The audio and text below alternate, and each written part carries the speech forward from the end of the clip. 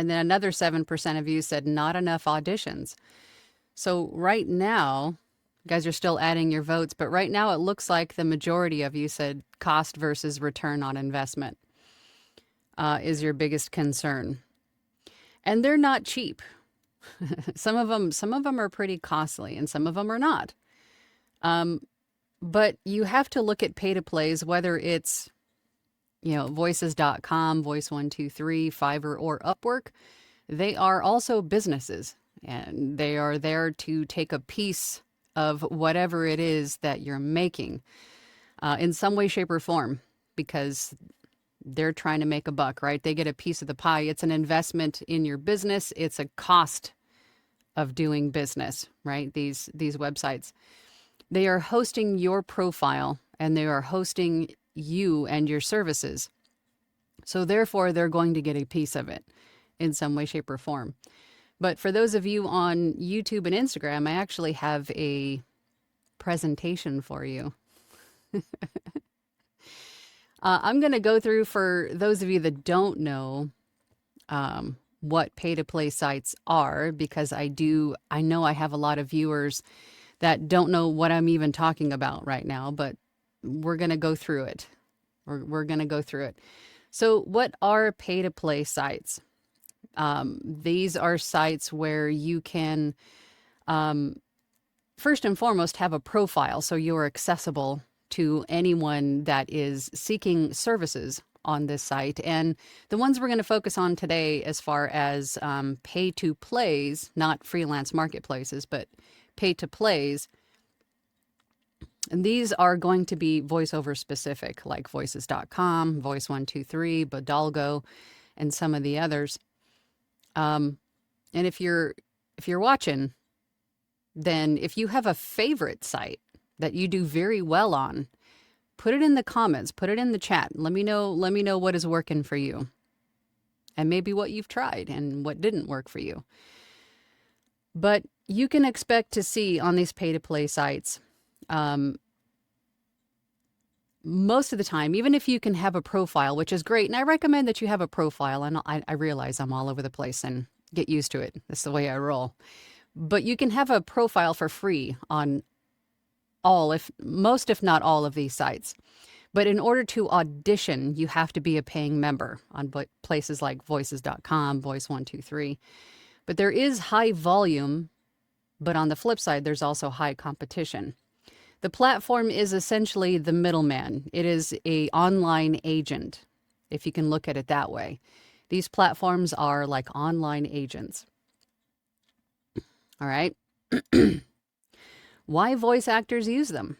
Faster access to auditions. On some of these sites, you can even go and find jobs yourself and bid on them. Other times, on other platforms, you're just kind of sitting back and waiting for people to find you and send you an invitation to audition. It's going to be different for every site. But these sites are going to have built-in clients. Obviously, there's going to be clients that are creating profiles themselves, searching for the services that we provide, right? The workflows are structured, so there's not a whole lot of, versus having direct clients, when you have to really structure the timeline, you have to structure how you get paid, right? How you collect the payment, you have to come up with everything. It's all on you as the business owner. Whereas on these sites, everything is, well, not all of them, but again, we'll get into it. But some of these sites, the payment is collected for you and then released to you at a certain point during the process. Some of them will even give you a due date, right? There's structured workflows, as in this is what you do at this point and so on and so forth to the next step. There's a low barrier to entry, meaning anyone can join. As long as you're willing to pay the fees in some way, shape, or form, then you can expect to see business, right? Basically. Common concerns with pay-to-play sites are the cost versus return on investment, which seems to be your biggest concern. Another concern is that there's just too much competition on these sites. Rate pressure, meaning some of these sites have already determined, like they have a set pricing structure. So you adhere to their pricing structure, whereas on other sites, you determine your pricing structure. And therefore, there's going to be maybe clients that are accustomed to a lower price point than you, and they're probably going to bug you and ask you to, decrease your prices to meet previous services that they've purchased, something of that nature. Or maybe you might get blowback from another voice artist or audiobook narrator that says you're not charging enough and that you're setting the standard too low. There's too much about rates there. And burnout, because if you focus a lot of your time on these sites, auditioning and stressing about the next job, when is that going to come in?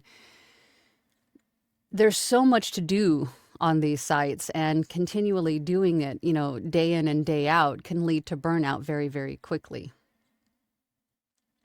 The first pay-to-play site that most audiobook narrators start on is ACX.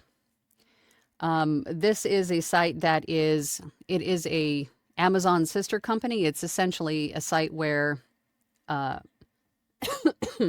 excuse me, audiobook narrators and authors come together to create audiobooks for Audible. It's very easy to use. It's not available in every country yet, but for the most part, it's available, I think, most everywhere.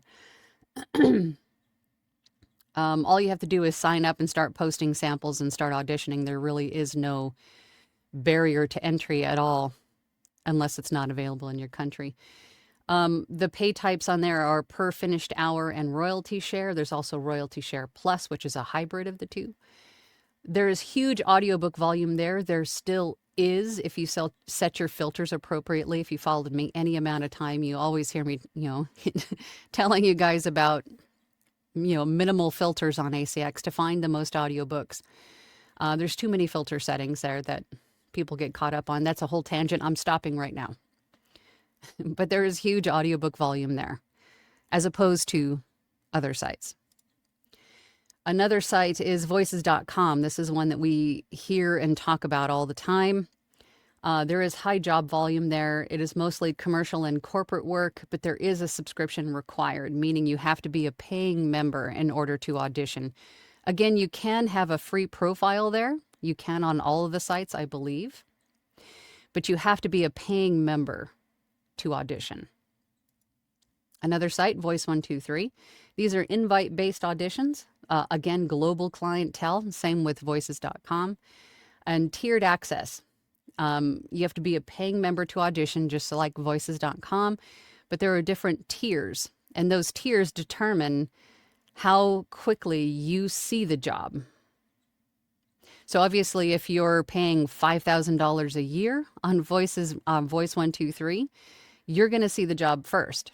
And then everyone else on lower tiers is going to see that job next. So, right. And again, if you have questions about anything, please post them in the appropriate chats. We'll go through the questions in a bit. Fiverr is a freelance marketplace. It is not a voiceover specific platform. Fiverr is available all over the world, and I have global clientele all over the world from Fiverr, and I've done really, really well on Fiverr. There are no audition fees. Fiverr is structured to take 20% from the seller of the order and 20% from the buyer. That's how they get their piece of the pie. It is a buyer-driven search. There used to be a time where you could solicit or introduce yourself to people on Fiverr through, what were they called? Not briefs. I forget what it was called, but there was a time when you can actually reach out to buyers yourself. But right now it is set. They took that away. So now you just have to optimize your gig in a way that gets attention, gets impressions, gets the clicks, and gets orders. So having said that, gig optimization matters. That is a place where you really need to study other Fiverr sellers that are doing well and, emulate, mimic what they're doing. I already said it's a global marketplace. Upwork and other freelance marketplaces are proposal-based, although on Upwork specifically, you can be invited to audition as well. And this is, again, where your profile optimization is really going to matter. There is relationship potential, building a relationship with clients on Upwork. They do reward long-standing relationships on Upwork as far as taking less of a fee. For instance, they'll take maybe 10% of the fee instead of Fiverr's 20%.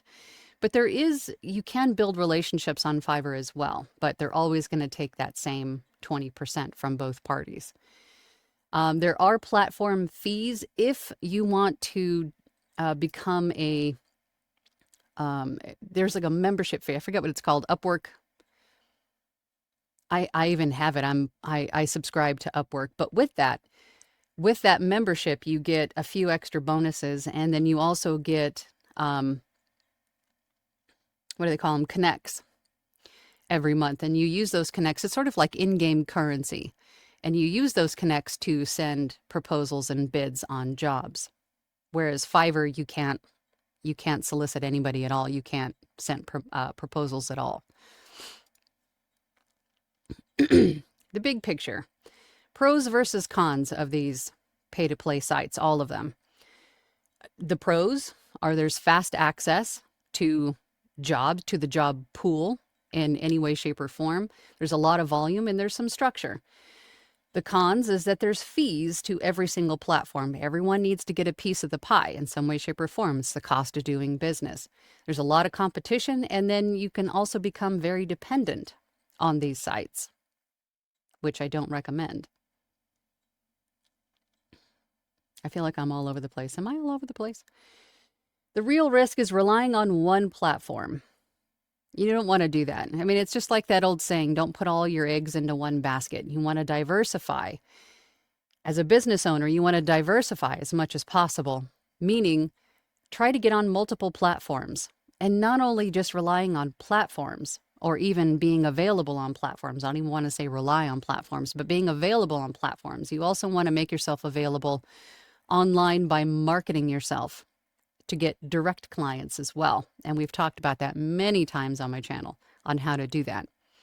But you don't want to rely on just one platform as your sole income in this business, because you never know when, the CEO could get into hot water and then everybody cancels that platform, or the platform has some sort of a financial crisis and goes away. Your one income source goes with it. So you don't want to rely on just one platform. So again, smart alternatives to relying on one platform or just platforms in general. You want to have direct clients. You want to reach out as an audiobook narrator. You want to reach out directly to audiobook production companies. You want to be on all the freelance marketplaces and all the pay-to-plays. Again, you can have a free profile on most, if not all of them. Referrals and making social media content. Now, referrals, I understand referrals comes from having clients and doing well with clients and building relationships with clients. And then in turn, you get referrals from that client for other clients. Social media content is a big one. I'm always, harping on you guys about that. That is the fastest and easiest way to make to get yourself seen, let's just say. Social media content. So in addition to making yourself visible on all of these different pay-to-plays, freelance marketplaces, you also want to get onto social media and also reach out to clients directly. I hope I'm making sense. I feel like I'm all over the place, as per usual. So your best practice strategy is to get onto one or two platforms max. And after really thinking about that, I mean actively working on auditioning and actually, no, I'm going to take that back. Get on all the platforms. As I said earlier, I wouldn't say max. I would say one or two platforms max, meaning that could be like a major focus. Like you want to concentrate on auditioning on one or two max. So that way you're not spreading yourself too thin in terms of paying membership, I think is what I was trying to say, because it can get out of hand. I mean, some of these subscription plans are very costly. I think, what was Voice 123?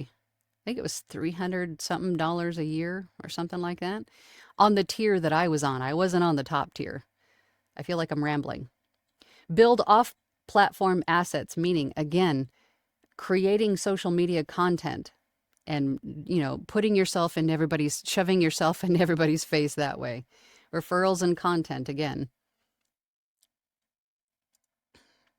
Questions to ask yourself when you're on these sites. Is this paying for itself? Are you paying more to be on the site than you're actually making from it? Am I improving my skills while being on this platform? Is this sustainable? Meaning, are you working too hard to make the work that you're getting pay for itself, pay for its subscription fee, right? Is this something that you can see yourself doing for a long period of time at the rate that you're going at it? Or is this something that at the pace that you're currently going, are you going to burn yourself out in a month? Right? You also have to think about your mental health too. Final takeaway. Pay-to-plays and freelance marketplaces are a tool, not a, linear plan. They're not like a singular plan. That's not the only thing that you want to do. Pay-to-plays are a tool, or a marketing and business tool. You can't just sit back and rely on these as, forever sustainable income. It's an additional tool in your tool belt for an additional stream of income. I think that was it. Yeah, that was it for my presentation. I hope that was enjoyable.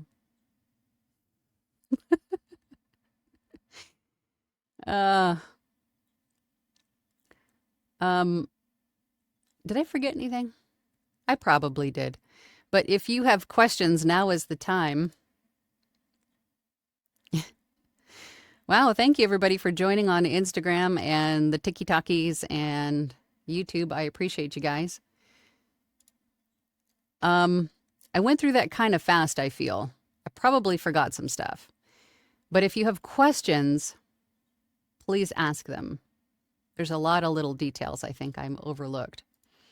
But we do have a lot of comments, so let's see if we can answer some of those questions or fill in the gaps with questions. Jules was here early. Good morning, Jules. Good morning from sunny Florida. Paul was also here. Good morning. George Griffin says on YouTube, looks like I'm the only person who answered. Not enough auditions. Fact is, I get a lot of no pay or zero budget offerings. I do audition for these though, because I was told it helps your Q rating. Yeah, a lot of these platforms are now integrating AI, right? They've had a way to rate you on all of these platforms before, but now with the integration of AI into these platforms, it's so much more seamless and quicker to judge, I guess, is what I want to say. Who you are as a voice actor, how much you're participating, how active are you, what is the customer feedback that you've received, how quickly do you answer? There's all of these things that are taken into account to determine how often you're shown to people. And that's just a general, broad stroke of I think what I'm trying to get at, because all of the platforms are a little bit different. But in essence, that's how it goes. And you will see on Voice123 and voices.com, and I did see a lot of those too, where they'll say, this is a nonprofit, or this is a school project, or so there's no pay at all. But I can pay you in referrals and,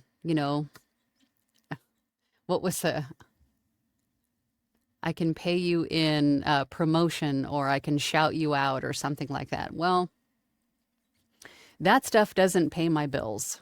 Money does, right?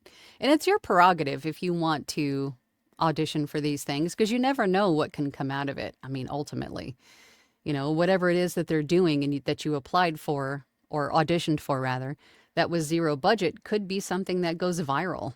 I mean, you never know. It's your prerogative if you want to do that or not.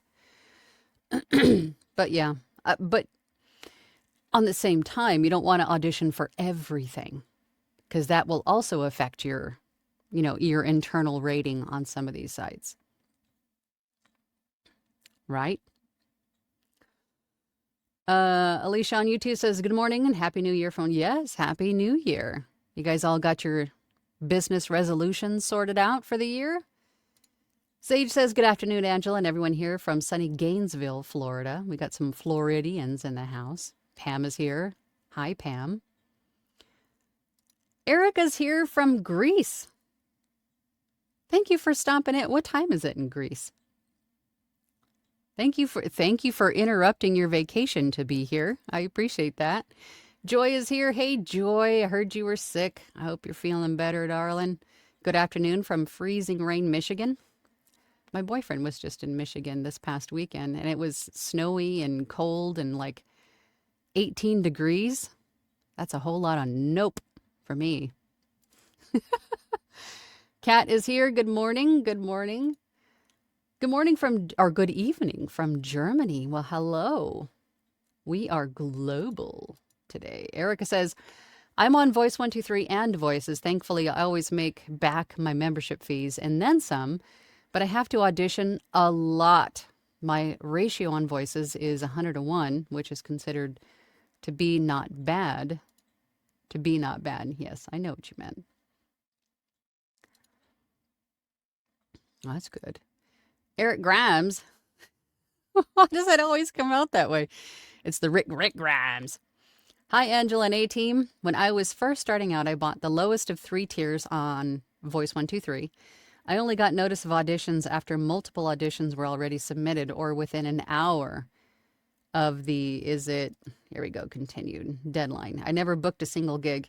After a few months, they stopped sending me any auditions at all. Needless to say, I did not renew. Seems like you need to get the highest tier to get good gigs. And unfortunately, that is what I was getting at, is that they're going to favor the people that are making them the most money, that are paying the highest tier, right? I mean, unfortunately, it's just the way that these sites are structured. And another concern while I'm thinking about it is that the competition, and if a newer voice artist can see any traction on these sites. I used to say no because of there's a lot of, I don't want to say competition. I don't ever look at other voice artists as competition. They're options, right? There's all kinds of different voices in the world. So I never look at my fellow voice artists as competition. But there are a lot of people there that have a lot more experience, and they have a lot, what do I want to say? They have a higher quality studio sound, right? So in some aspects, they have more experience or a better sound than you as a brand new voice artist. And that is why I would say that you probably shouldn't join voices.com, Voice 123 as a brand new voice artist, because you're going to be probably not hired as much as someone has more experience or better sound, right? But I have seen, and I've worked with a couple of mentees of mine where I told this to them and they joined anyway, which I kind of love. And they did really well right out the gate. So I kind of want to retract that statement, you know? I think anybody can do well. It's weird because there really isn't any guarantee that you will do well, but there's no guarantee that you won't either if you're brand new starting on these sites. So for you as an individual, you have to make the decision, is this something that I'm okay with maybe signing up for, maybe a year just to see how it goes and then decide at that point if your return on investment was worth it? Then, that's going to be up to you. Professor Tracy says, good morning. Tanya. Hi, Tanya. Tanya, one of the most beautiful voices on the internet. Red Fez Lad says, no tangents. That's what we were here for. Don't encourage the tangents. Don't encourage the tangents. Katya's here. Hey, Katya. Happy New Year. Going easy on the donuts, but here are some yummy ones. Thank you. Yeah, I know. I spent the last 2 weeks over the holidays just kind of eating what I wanted. That was probably not a bad choice, or that probably was a bad choice. because kickboxing is not going to be super easy tonight. It's going to be hard to get back into it because my kickboxing studio has been closed for the last 2 weeks. So I have a feeling it's going to be difficult. Eric is here talking to Eric Grimes. From what I hear, you need to be in the higher tiers on Voice 123 to even have a shot. And be selective about what you audition for because the algorithm is super punishing. Yes, on I think that's what I was trying to say earlier. Hold on. Is that on Voice 123 specifically, they will want you to audition for only what you are suited for. And if you just like shotgun auditions for everything, then I think they'll probably mute you a little bit more because they don't want you just to like, I guess, harass the clients or to waste their time if you're not perfectly suited for it, if that makes sense. Rich says, one spoke in the marketing wheel. Absolutely. Absolutely. One spoke. Pay to play should not be your only source of income. Thank you, Eric. I appreciate you. Kristen Barkhurst is here. Good morning from cloudy Los Angeles. Happy New Year to everyone. Wishing you all lots of VO growth and success in 2026. I second that. Rich says, Angela, who do you believe is the best pay to play to start with at the end of or at the start of doing VO? I think if you're going for audiobook narration, or if you want to just be an audiobook narrator, I would say ACX is probably a good place to start. But ultimately branch out and directly market yourself to authors. You can get into author Facebook groups and offer, advice on audiobook productions. Become like the group expert, right? You're available there. Market yourself on social media as an audiobook narrator. Get onto TikTok and do live streams of yourself narrating. I know several people that I've mentored that have done just that and now are on several publishing rosters from just going live on TikTok and marketing themselves that way. It works. For voiceover, and when you say best pay to play, it's kind of a loaded question because it's going to depend on what you want to do or how you want to go about it. If you don't want to get onto Fiverr and Upwork, if you want to skip over the freelance marketplaces altogether, I would say Voice 123. I'm a little more partial to, but there are a lot of, I don't think I mentioned this earlier, but there are a lot of pay to plays out there. We only highlighted a couple of them. There are hundreds of them. And if you're looking for a pay to play that you're thinking of signing up for, literally open up Google and search voiceover jobs or voiceover online marketplaces or something of that nature. Because there's Voice Giant, there's Voice Jungle, there's Voice Bunny, there's VO Planet, there's Voquent, there's Bidalgo, as I mentioned before. There's tons of them. And just take a look at how they're structured, what their pricing plans are. And again, I think most, if not all, will allow you to have a free profile there, but you can't audition unless you're a paying member on most. But there are a lot of them. And every once in a while, I'll get like a random job from one of the sites that I signed up on like years ago, and my demos are way outdated, but I still get work from them. It's so odd, But that's what I would say. I would say go with one that's well known, maybe, because obviously more people are going to know about it and you're going to get more opportunities on it. But for me personally, I started on Fiverr, and Fiverr has done very well for me over the years, believe it or not. And I have had a lot of clients that I've worked with. I've been on Fiverr now. Let me just back up and say I've been on Fiverr now for almost 8 years. And I still have clients that still work with me 5, 6, 7 years later that come back for, maybe revision, like like I did something wrong, but like they're updating, and they come back to me to have the same voice. So I build relationships on Fiverr that way too, and Upwork for that matter. So I guess it's really going to depend on what your schedule allows and how much you have to babysit or be present or be active on the site, I guess is the best way to answer that question. It's 7:30 there. Wow. So you're like 9 hours ahead of me. Joy says, I have a very bad head and chest cold.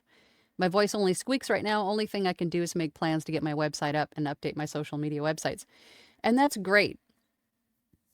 You know, when you can't, or when you're not, when you don't have any voiceover work, or if you can't because you're sick, just like Joy is doing, still fill your time with other things, because as we know, voiceover is a business. You have to treat it as a business. So is audiobook production. And so if you have any downtime at all, fill it with improving your website, fleshing it out, redoing your demos with, work that you've already done. Start creating social media campaigns. Start planning those things out. There's things that you can do in your downtime. Erica says, pretty much the same thing that I did, waiting a year before joining Voice 123 and Voices. Yeah, I used to say the same thing, but I have seen people like right out the gate, like on day 2,